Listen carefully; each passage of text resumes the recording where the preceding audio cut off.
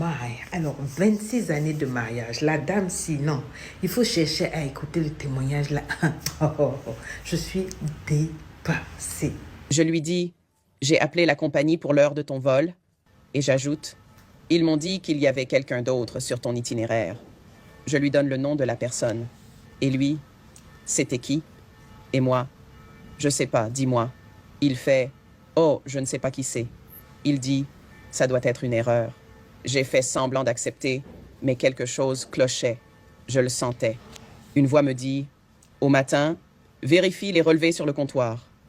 Les relevés de cartes sont empilés sur le comptoir de la cuisine. Je ne les ouvre pas car je ne paie pas les factures. Mais c'était mon compte. Je l'y ai ajouté il y a 2 ans. Je le laissais ouvrir et payer les factures. En l'ouvrant, je vois le nom de la femme mentionnée par l'employé partout sur ma facture. Des vols ici et là. Paris, vacances Delta, un pays par-ci, une île par-là. Je répète, est-ce qu'on peut connaître un homme? Est-ce qu'on peut connaître un homme? Listen to the story. Vous avez vu, elle racontait qu'un jour, son mari a voyagé. Et pendant qu'il voyage là, elle appelle la compagnie que le mari a pris. Elle dit que mon mari est sur le vol où il doit revenir là. Et j'ai besoin de savoir à quelle heure le vol. Je ne sais pas comment elle a fait, mais elle a découvert que la réservation du mari là, on a écrit monsieur, madame. Donc monsieur, madame là, elle s'est dit, mais c'est une histoire bizarre. Quand le mari arrive, elle l'embrasse. Elle le reçoit. Elle dit, ah, bébé, là où tu étais, là, tu n'as pas pris des photos, des tout, puisqu'il voyageait tout le temps. Tu n'as pas pris des photos de là-bas, toi. Il a dit, ah non, cette fois-ci, j'ai pas eu le temps. Parce que j'étais tellement occupée, j'étais juste up and down, tu vois, donc j'ai pas eu le temps. Elle dit, ok. Mais par contre, quand tu étais dans l'avion, j'ai appelé l'aéroport pour savoir à quelle heure tu arrivais et tout et tout. Et bizarrement, on m'a dit que sur ta réservation, il y avait un autre nom. Il s'arrête et dit, ah bon? Je dis, oui. Il me dit, mais c'est quel nom? Et puis je lui donne le nom de la fille. Et puis il dit, ah non, mais c'est qui? Et il me demande à moi, hein, c'est garçon. Il me demande, c'est qui? Elle dit, non, c'est à toi de me dire c'est qui. Il dit, non, mais en tout cas, je ne connais pas, j'ai jamais entendu parler de ça. Elle dit quelque chose un instant, à l'intérieur d'elle, a fait boum, boum, boum. Le cœur palpitation, elle a dit, this man is playing me. Elle dit, avant ça, pour moi, après Dieu sur terre, c'était mon mari. J'avais une confiance aveugle en lui. On a commencé petit, on était pauvres, on a galéré, jusqu'à Dieu nous a bénis. Pour moi, c'était l'homme en qui j'avais totalement confiance. On a réussi. On avait maintenant l'argent. Et comme il y avait assez d'argent, moi, on avait un compte courant, on avait un compte épargne et je le laissais tout gérer, celui qui payait toutes les factures et tout et tout. Cette nuit-là, quand il est revenu de voyage, quand il a dit qu'il ne connaissait pas l'affaire, il a dit, oh, quelqu'un que tu ne connais pas, on a mis le nom sur ta réservation. Ça fait titre dans son esprit. Son cœur a tourné. Toute la nuit, elle n'a pas dormi. Pendant que le gars ronflait de son côté là, non, il faut que vous écoutiez jusqu'au bout. Elle n'a pas dormi. Le lendemain, elle a dit non, mais je vais aller fouiller. Il y a quelque chose. Elle est partie sur la table là où il dépose toutes vous savez, les relevés bancaires. Elle a sorti. Elle s'en va regarder là. Elle retrouve le nom qu'on lui a dit dans l'aéroport là. Elle retrouve le nom 3 fois dans la facture de ce mois. Les détails de ce mois. Elle s'est dit, mais attends, mais il y a quelque chose qui ne va pas. Donc, il a dit qu'il ne connaît pas la fille. Je retrouve le nom de cette dame-là sur nos relevés bancaires du mois, avec plusieurs dépenses à son nom. Il y a quelque chose de fishy. Let me check. J'ai dit, c'est là, elle s'est assise. Elle a sorti sur 8 mois. Elle dit que d'habitude, comme il y a 2 comptes, et elle, il y a beaucoup d'argent. Et elle a confiance en lui. C'est lui qui paie les factures. Elle, quand elle regardait d'abord, de temps en temps, là, c'est juste pour voir si ça jonglait avec ses dépenses. Et comme elle ne dépensait pas vraiment et tout, elle s'occupait pas de rester. C'est là qu'elle a vu que sur 8 mois, le gars payait maison pour la fille, le gars payait billets, le gars payait ceci, des dépenses, des sommes folles. Quand elle a rassemblé ça, le gars, quand il est revenu à la face, il dit, mon gars, tu ne fous pas de ma gueule.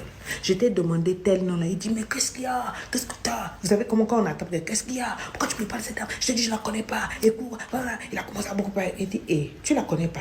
Et puis elle sort les trucs, elle lui demande. Il dit, ça c'est quoi?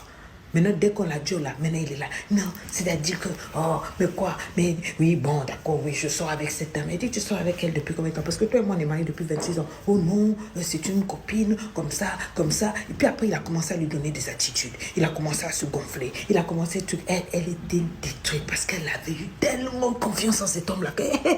Elle avait dit après Jésus-Christ, c'est lui, mon Dieu, sur terre, l'homme le plus saint, l'homme le plus quoi. Elle dit, c'est là qu'elle s'est dit, non, le gars là, c'est pas normal. Et malgré ça, Quand elle a su la nouvelle, elle a fait une dépression, elle a fait un choc, on l'a emmené à l'hôpital. On l'emmène à l'hôpital. À l'hôpital, on appelle le gars de venir. Le gars dit, il ne vient pas, il est occupé, il a fait ceci, il a fait cela. Elle a fait une dépression nerveuse. C'est dans la dépression là que sa meilleure des meilleures amie a intervenu.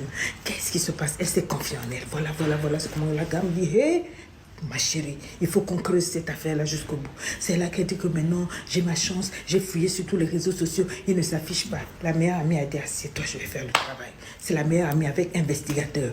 Fouiller sa sortie, le gars s'affichait avec elle partout.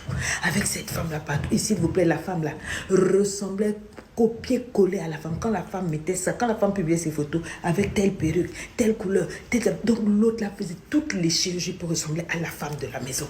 Quand elle avait ça, elle a eu peur. Elle a commencé à pleurer à sa copine pour dire que celle-là, elle est jeune, elle est ceci, la copine là, une bonne copine. Et il y a des amis comme elle. La meilleure amie lui dit non. Les filles là, c'est parce qu'elle a mis les filtres, c'est parce qu'elle a mis ça, elle a fait la chirurgie quoi, sinon tout et tout. Donc pour essayer de la remonter, quand elle a remonté, elle a dit mais maintenant il faut qu'on fasse plus. Elle a pris un investigateur, c'est là qu'ils ont fouillé. J'ai dit, c'est là qu'on a vu que dans les 5 premières années de leur mariage, le gars sortait, entretenait de manière légale, normale, 20 femmes. J'ai dit 20 femmes, et dans les 20 femmes, il y avait les femmes, parce qu'on a amené les photos là. Il y avait les femmes, même quand elle allait au café, au bar, où on la servait. La serveuse là était dedans. La serveuse recevait l'argent du gars. La serveuse recevait des cadeaux de sac, des bijoux, des quoi.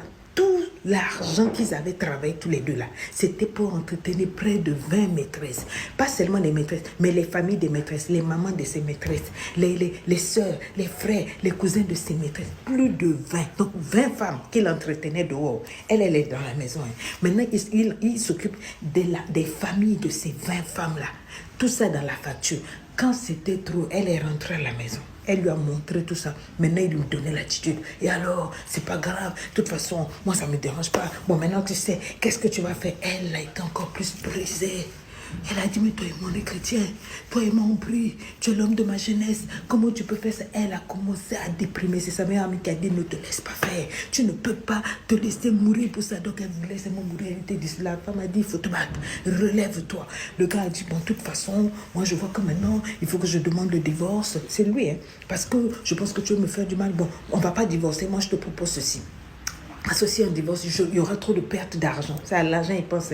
Ce qu'on va faire, c'est qu'on va se séparer pendant 6 mois. On va faire une pause. Tu restes dans la maison, la grande maison, avec tout ce que l'on a là. Moi, je vais aller me reposer ailleurs et tout et tout. La femme, elle va dire quoi? Elle était là d'abord tellement cassée, elle ne pouvait même pas se battre. C'est là que le gars part. Quand il part là, il a pris l'autre là.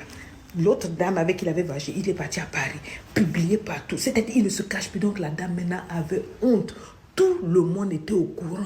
La femme a dit, mais je ne vais pas continuer comme ça. Je veux seulement finir avec ma vie. Je veux seulement mourir. Je veux seulement quoi? Et c'est son ami qui était là derrière. Non, ne te laisse pas mourir. Voilà, la famille était autour d'elle. Il faut que tu te battes. Il faut quoi? Elle est partie voir maintenant un avocat pour tout déposer. L'avocat dit, mais pendant tous les 26 ans là, il manque des informations ici. Il faut que tu retrousses tes mots. Tu as tellement fait confiance à ce monsieur. Tu l'as laissé tout gérer, tout faire. Tu ne connais rien. On a besoin de certaines informations. Même ce que l'investigateur a amené là, il manque. C'est là qu'elle est partie. Retourner. Donc les autres investigateurs, on a sorti de ces choses que le monsieur faisait. C'est-à-dire, il détestait sa femme. Il était avec elle. Mais c'était la femme était détruite.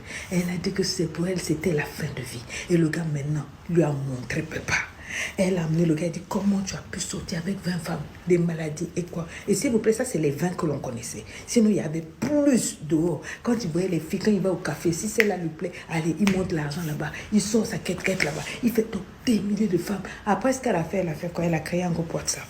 Elle a demandé le divorce avec toutes les preuves. Là, elle a mis là-bas. Elle a dit, s'il faut qu'on perde la fortune, on va faire. Elle a créé un groupe WhatsApp. Elle a mis toutes les filles, les chisa là, de son gars dans le groupement. Et puis, elle a mis la photo du gars. Et elle a commencé à laver chacune. Maintenant, les autres étaient là. Non, je suis désolée. Moi, je ne le connais pas. En tout cas, elle a mélangé tout. Et puis après, elle les a bloqués. Elle était partie dans son coin maintenant pour attendre que le divorce soit prononcé et essayer de se reconstruire. Mais elle est tellement cassée. Elle dit, les femmes, ne faites pas confiance. Quand vous êtes marié à un homme, les finances, ayez vos yeux dedans. Surveillez. 26 ans, j'étais dans le bleu. Donc les femmes là me servaient. J'allais au restaurant. J'allais dans les coins pour me faire les gommages. Les filles qui me massaient mon propre corps, qui m'épilaient là, c'était des femmes qui sortaient avec mon mari. J'ai tout vu. On aurait pu me tuer. Je ne savais pas. J'avais épousé mon monstre, oh mon monstre. En tout cas, cette femme-là, elle s'appelle Gaëlle. Elle est sur TikTok, sa vidéo a tourné, elle a fait plein de vidéos. J'ai dit, je viens vous dire ça là.